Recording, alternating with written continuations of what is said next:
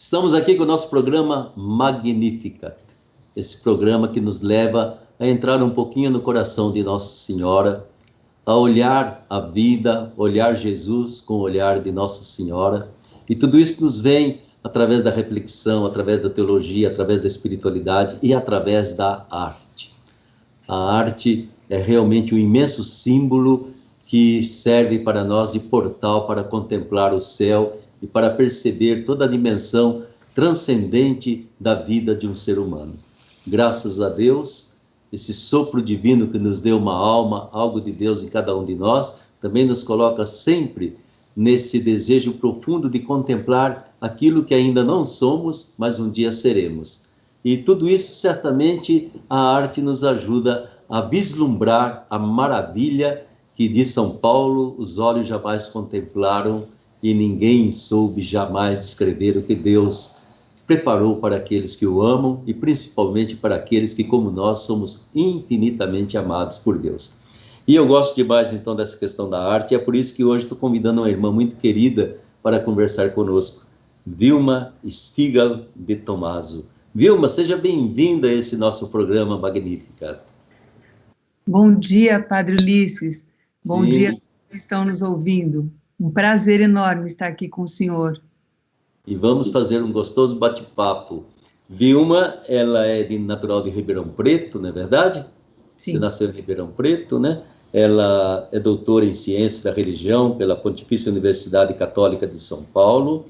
Ela fez a tese sua Pantocrator de Cláudio Pastro, né? Ou seja, você é uma doutora também em Cláudio Pastro. Olha que maravilha que nós temos. Sendo que a nossa basílica, eu acho que acolhe, eu costumo dizer, Vilma, a obra-prima de Cláudio Pastro está dentro da nossa basílica de Aparecida, né? Ele conseguiu fazer aqui um conjunto completo da sua arte, do seu sonho, de tudo aquilo que é significante para nós. E você é professora do Museu de Arte Sacra em São Paulo, Vilma? Sim. Sim, né? É membro pesquisadora da Sociedade Brasileira de Teologia e Ciências da Religião, a SOTER, membro pesquisadora da Associação Latino-Americana de Literatura e de Teologia, não é mesmo? Além de tudo, Vilma também faz parte, experiência nas áreas de educação, de filosofia, principalmente na arte sacra, e o mais importante, é membro da Academia Marial de Aparecida. E conselheira dessa Academia Marial de Nossa Senhora. E mais ainda é o amor, a união, esse link que faz você se unir profundamente a Nossa Senhora. Então, Vilma, eu gostaria que, começando a nossa conversa, nós vamos conversar, minha gente, sobre um outro artista que vai ser, assim, muito importante, significativo para a nossa Basílica de Aparecida. É Mark Rupnik, um artista que vai nos ajudar a embelezar as fachadas da nossa Basílica. Aliás, se não fosse a pandemia, a fachada norte já estaria praticamente pronta, mas tivemos que adiar um pouco esse sonho nosso. Mas eu queria que vocês conhecessem, então, esse Mark Rupnik. Então, dentro da Basílica, nós temos a arte maravilhosa de Cláudio Pastro, que já está lá na glória de Deus. Fora, nós teremos a arte de Mark Rupnik. Vilma, conta para nós quem é esse cidadão Mark Rupnik.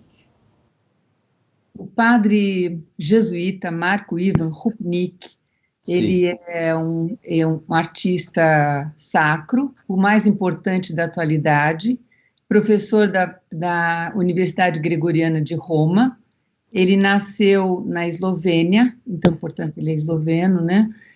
Mas ele atualmente, já faz um bom tempo, ele mora em Roma.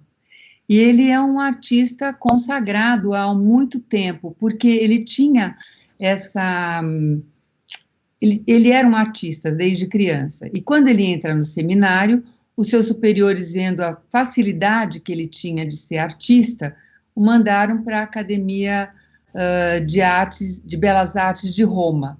Lá ele se tornou um grande artista moderno, ganhou vários prêmios. E você sabe que um dia aconteceu uma coisa, vou contar rapidinho o que aconteceu com ele. Ele ganhou prêmios em Nova York, prêmios na Europa, e um dia ele foi à à Basílica de São Paulo fora Lemura, em Roma, e rezou o dia inteiro. Rezou para saber sobre aquilo que ele deveria fazer. Ele chegou em casa, né? Provavelmente a casa deve ser lá onde moram os jesuítas, em Roma, pegou uma tinta preta e pintou todas as telas que ele tinha de preto. Falou assim: a arte é um monstro que me consome, que está me consumindo. Não Porque diga. ele era um artista que ele tinha muita inspiração de Kandinsky. Eu tenho até um livro deles, bonito, sobre o que sobrou, né? Porque ele pintou tudo. E ele parou de pintar. E foi uma vez, contando rapidamente a história dele, ele ficou só como professor da Universidade Gregoriana, e o Papa, na época, São João Paulo II, hoje santo, né? João Paulo II, convidou alguns professores da Gregoriana para saberem como é que estava a evangelização na Europa. E ele, muito jovem na época, né, o padre Rupinique é de 1954. Nós estamos falando dos anos 90, quando ele foi convidado, ele e vários professores, para apresentarem o parecer dele sobre o que estava acontecendo na evangelização da Europa. Sim. E falaram para ele que todos esses professores, deviam falar 5 minutos. Ele ficou tão emocionado, porque ele falou assim: conhecer o Papa já só de conhecer já seria uma maravilha. Agora, ter um colóquio com ele, meio privado, sendo Sim. que vai falar com o Papa, ele falou: como eu, né? Quem sou eu, tão jovem, acabei de ir na universidade. E ele foi, que preparou 4 minutos para não ser muito longo, e chegou lá, disse que tinha uma grande mesa, né? O Papa fez todos se sentarem, foi um corre-corre, todo mundo queria ficar mais perto do Papa, e ele, como era o mais jovem, disse que foi sentar lá no fundo, mas em frente ao Papa, em frente. Sei. Isso que conta numa palestra dele, sabe? E aí ele viu que os professores falavam muito, e o Papa fazia assim, depois fazia assim, parecia que estava meio aborrecido. De repente chega o secretário e fala assim: o almoço está servido, porque uma das coisas é que eles falariam com o Papa e depois o Papa ofereceria um almoço a esses professores convidados. Chegando, bom, os professores continuaram falando. Daí o Papa bateu na mesa. E Marco Rupini quieto. Não falou. Bom, aí quando eles foram à sala do pranzo, né, do pranzo, como diz, do almoço, o Papa falou assim: vocês falaram muito e molto noioso, quer dizer, muito chato.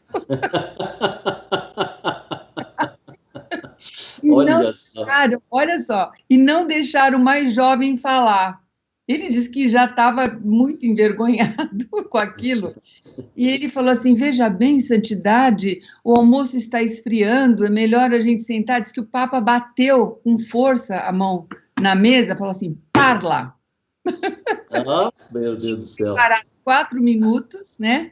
Ele falou em 1 minuto, ele falou assim: olha, a evangelização na Europa foi assim, está acontecendo isso, o caminho é esse. Falou muito rápido e o Papa gostou, sabe? E eles ficaram amigos. O Papa o convidou para fazer a Capela Redemptoris Mater, que a gente chama de Capela Sistina do Papa São João Paulo II, que é uma capela privada lá no Vaticano, que a gente, infelizmente, não tem acesso. Eu, pelo menos, nunca consegui ir. Bom, a partir disso, nasceu uma grande amizade dele com o Papa.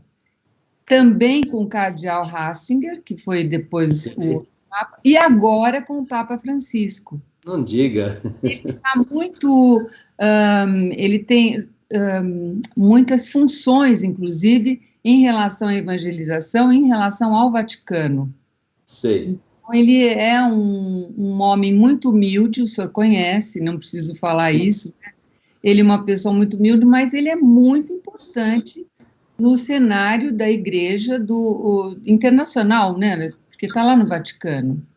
E o Papa João Paulo II deu a ele um centro chamado Centro de Arte Espiritual Alete, que é onde ele treina os artistas, porque ele fala que Cristo não veio trazer uma nova religião, ele veio trazer uma nova forma de vida.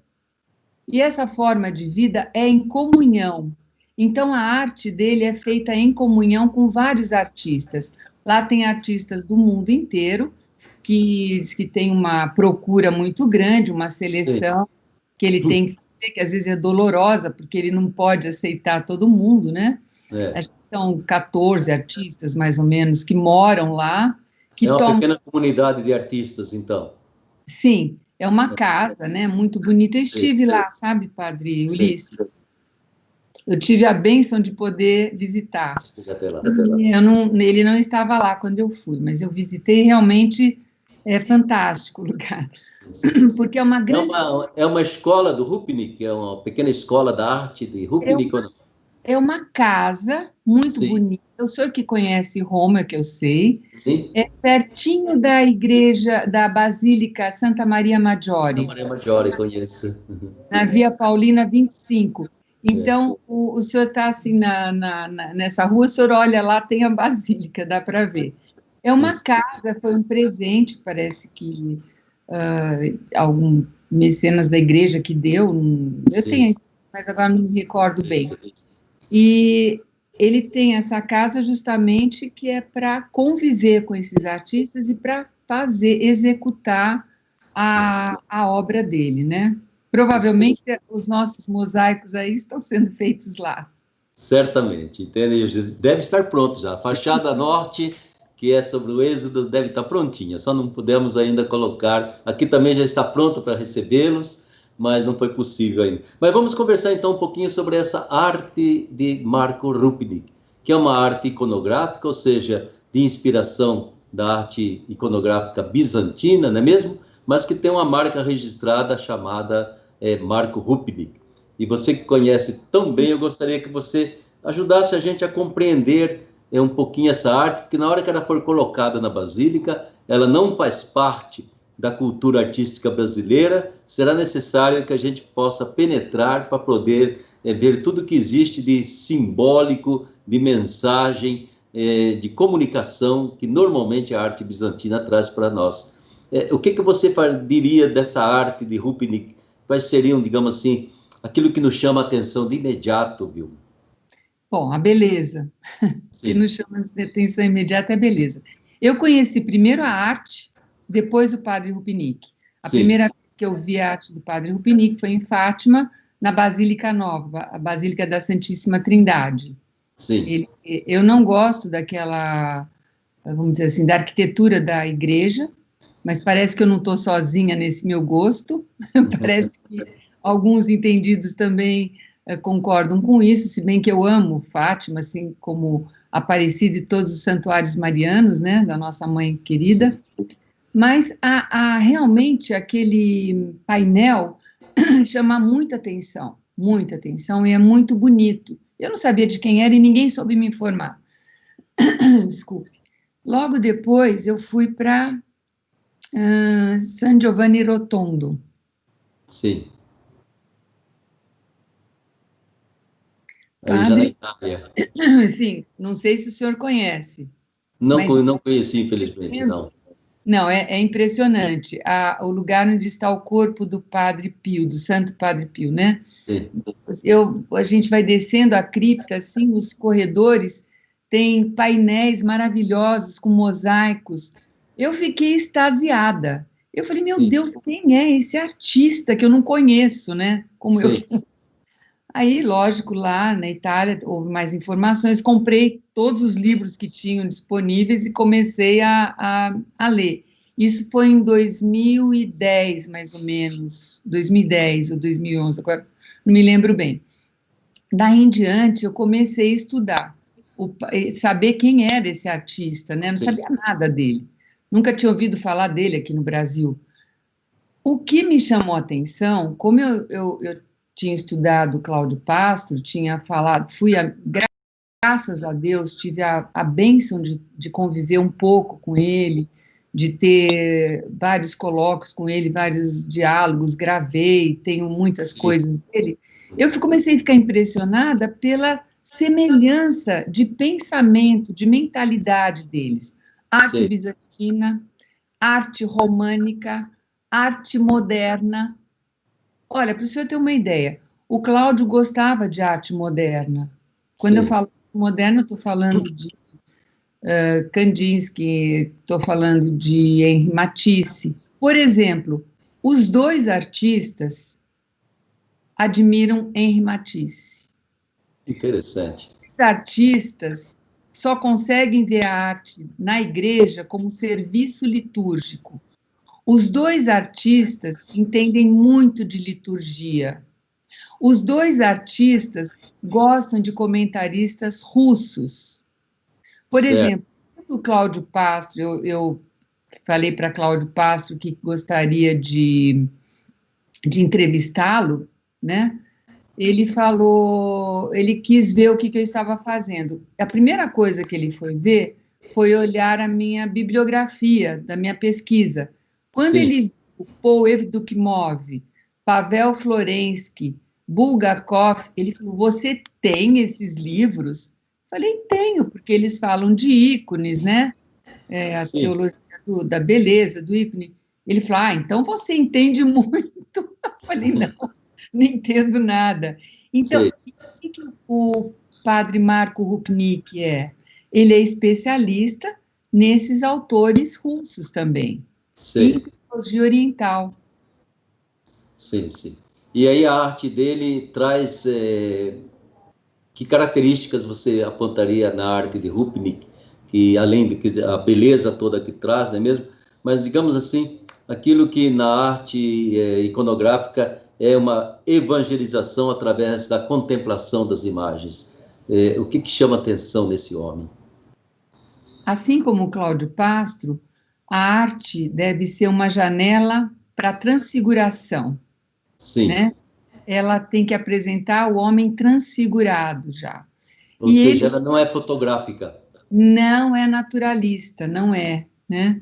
A gente vê, por exemplo, nesses 34 painéis maravilhosos que o Cláudio Pastro tem aí em Aparecida, é uma arte bem simples, né? Com traços simples. Inclusive, a gente vê muita influência do Henri Matisse e também da arte bizantina, porque eles dois, os dois artistas, eles são eles se regem muito pelo Concílio Vaticano II. O que o Concílio Vaticano II diz? Que nós deveríamos olhar para as fontes, né? Para os primeiros cristãos, né? Mas a igreja, ela não é saudosista, ela vai para frente. Então, vamos olhar o que eles fizeram, mas vamos fazer um adornamento, que quer dizer uma atualização, trazendo essa influência, né, para o nosso tempo. Então, foi isso que eles fizeram. O Cláudio Pastro, por exemplo, ele não pegou a arte bizantina ou a arte românica e copiou. Ele trouxe o nosso tempo para a arte. Ele fez essa atualização. E o padre Marco Rupnik também fez isso. Então, é uma arte que maravilha. Eu tenho certeza, Padre Ulisses, que os romeiros vão ficar encantados quando chegarem, quando forem acolhidos por essa arte. Porque, antes de tudo, é uma evangelização. Porque você sabe que no Concílio de Nicéia, no segundo Concílio de Nicéia, dizia que foi no século VIII, né, 787, falava o seguinte, que as paredes da igreja elas não existem só para proteger do sol, da chuva, do vento. Elas têm que ser uma evangelização. Então, a gente vê muitas igrejas do primeiro milênio, que a gente chama, né, antes do Renascimento, que eu quero dizer, eram aquelas imagens, como está em Aparecida agora. São histórias em quadrinhos. Por exemplo, em cada nave nós temos uma parte da vida de Jesus. A infância de Jesus, a vida pública de Jesus, não é?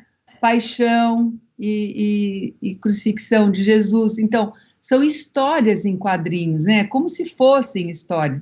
Então, quem contempla aquilo é como se estivesse evangelizado pela arte. E acontece a mesma coisa com o padre Rupinick, ele faz o mesmo.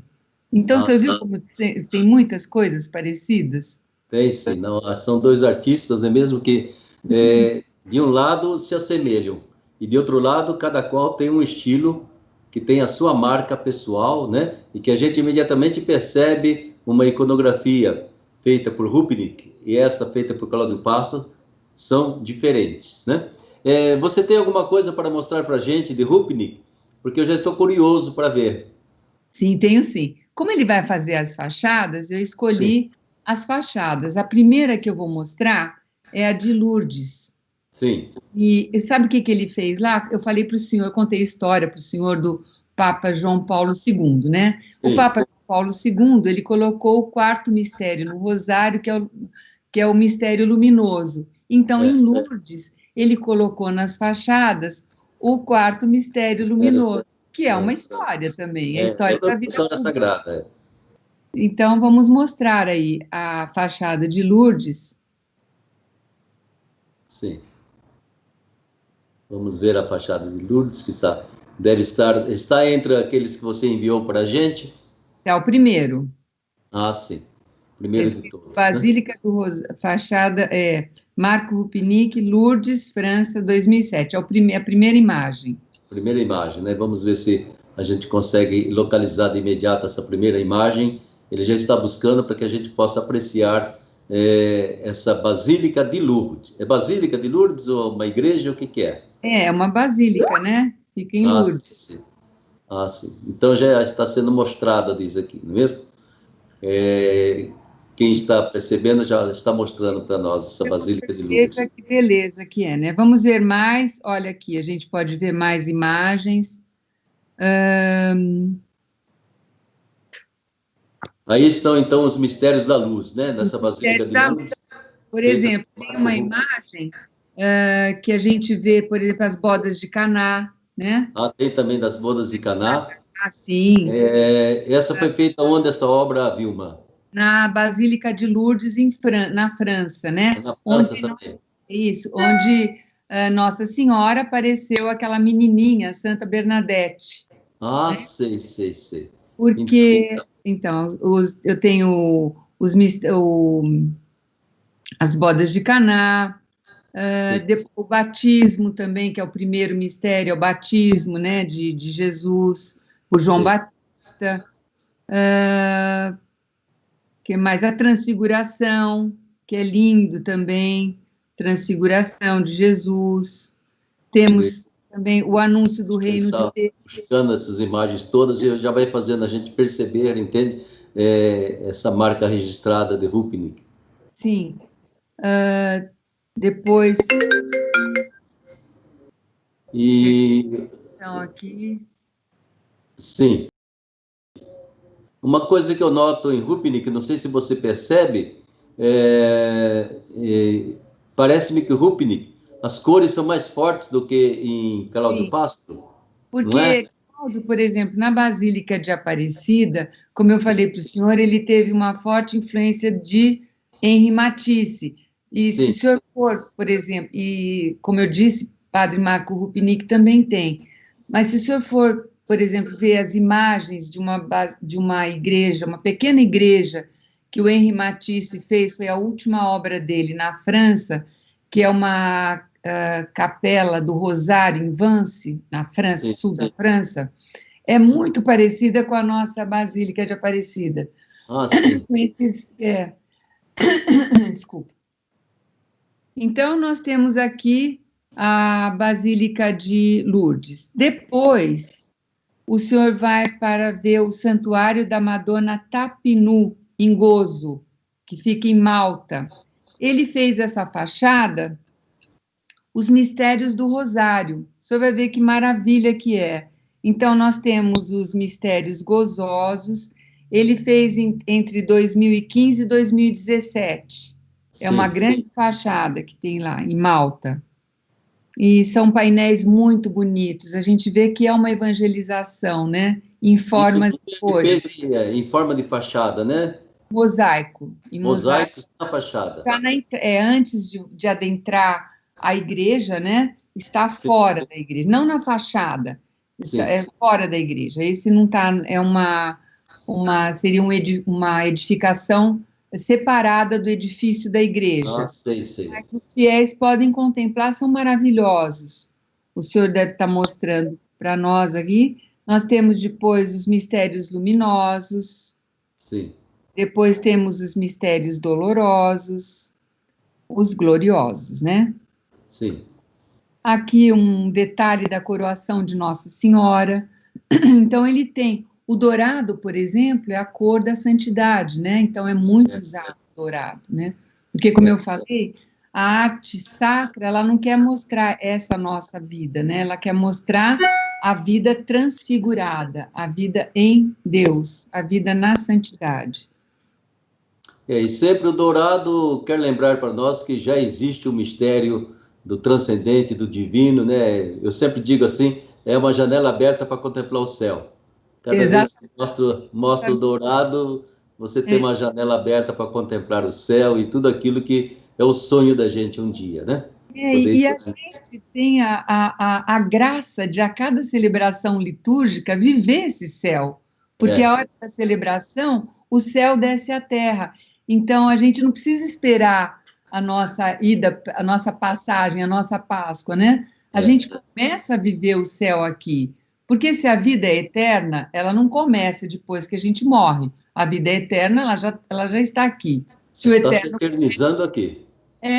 Isso são todos ensinamentos e palavras constantes do padre Marco Ivan Rupnik. Quer dizer, a gente não precisa esperar a morte para viver essa vida transfigurada. A gente pode viver aqui também, né? E isso é muito comum no pensamento oriental, né? E o padre Rupnik, assim como o Cláudio Pastro, que gostavam muito desses místicos orientais, ele quer fazer a igreja com dois pulmões, né? Porque uma das tristezas da nossa igreja foi essa cisão que aconteceu em 1054. Então, a gente vê que esses últimos papas, nossos últimos papas, eles tentam fazer essa união entre o Oriente e o Ocidente, né? Verdade, A nossa igreja ocidental é maravilhosa, e a oriental também é, e por que não a união, né? Somos os dois pulmões de Jesus aí. Exatamente. Essas duas igrejas, principalmente. Exatamente. E é muito bonito esse pensamento, e quando a gente está numa celebração litúrgica, né? A gente lembrar que naquele momento a gente está no céu, é o momento que o céu desce à terra, né? Por isso que a cúpula, ela é arredondada, né? Então, a nossa celebração litúrgica é um momento maravilhoso que a gente desfruta o céu na terra. Agora... Sim. Aí você já coloca que por detrás de toda a arte de Marco Rupnik, não é mesmo? Está essa espiritualidade profundamente litúrgica. Sim, profundamente litúrgica, exatamente. Isso é importante, né? Porque não há, digamos assim, como nós temos aqui no nosso Ocidente, esse distanciamento muitas vezes entre uma piedade popular, uma liturgia, uma devoção e uma celebração, né? De repente, esse bendito pulmão que nos falta, né? Que é fazer com que na liturgia esteja a piedade, a devoção, esteja tudo numa única celebração. E não sei quando que nós vamos conseguir resolver essa encruzilhada que foi criada durante séculos, né? Mas você acha que essa encruzilhada será resolvida, vamos dizer assim, se podemos usar essa palavra, com a arte?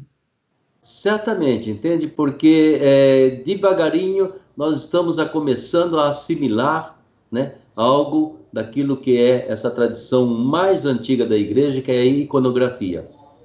Porque para nós sempre as nossas imagens e quadros e tudo mais são todos hollywoodianos, ou seja, uma fotografia bonita, né? E a gente deforma Nossa Senhora colocando olhinhos azuis nela, cabelinho loiro, e vai por aí afora. Essa é o bonito. O nosso bonito é esse tipo de beleza que nos vem do cinema e tudo mais, das novelas. Eu tenho a impressão de que perceber que a arte é para me levar para além, né? E não apenas para contemplar e achar bonito. Ela tem que me pegar lá por dentro na alma e me transportar para uma outra dimensão, que é a dimensão mais profunda do sentido da vida da gente, né? E não apenas ter um prazer de ver algo bonito. Vai além. Mas, Vilma, puxa vida, nosso tempo já está terminando aqui, Vilma. Eu gostaria que você colocasse ainda alguns aspectos aí finais sobre Marco Rupnik, porque, de verdade, eu gostaria tanto que os nossos romeiros pudessem se extasiar diante dessa primeira fachada. Se Deus quiser, talvez até o Natal a gente consiga aprontar isso aí, viu? Nossa Senhora que ajude, né? Mas o que você chamaria a atenção para a gente admirar, olhar essa imensa fachada e, de repente, saber, aqui está Marco Rupnik, aqui está uma obra de arte, aqui está uma janelinha para a gente contemplar o céu. Olha, Padre Ulisses, eu acho que o senhor vai ver no rosto dos romeiros, eu tenho certeza, esse êxtase, essa admiração, essa profunda, porque ela é uma arte simbólica. Como o senhor falou do rosto de Nossa Senhora não pode ter o rosto de alguém. Por exemplo, um artista, na época do Renascimento, por exemplo, ele tinha a mãe, ele tinha um amor muito profundo pela mãe, então ele fazia a Nossa Senhora com o rosto da mãe dele. Nossa Senhora não pode ter o rosto de uma mulher, ela tem que ter um rosto universal. Cada mulher que olha, cada homem que olha para Nossa Senhora, tem que sentir nela a mãe, aquela mulher, a mãe de Deus, né, a Theotokos, né, e não ter um rosto normal, comum de uma mulher. Por isso que tem que ser universal, é por isso que a igreja, desde os primórdios dos primeiros cristãos, tinha um protótipo para Nossa Senhora, né? Tem até, o senhor com certeza conhece bem, o primeiro protótipo foi feito por São Lucas, né? Diz a tradição. Sim. Então, ele tem essa característica. E é só mesmo, eu acho que esse êxtase, o senhor vai ver, nós vamos ver, se Deus quiser, eu não vejo a hora de voltar à Aparecida, mesmo antes de serem completadas as obras, e depois contemplar as obras de Padre Rupnik, vendo os romeiros virem cada vez mais por causa da beleza da arte, e eles vão se sentir acolhidos, vão se sentir...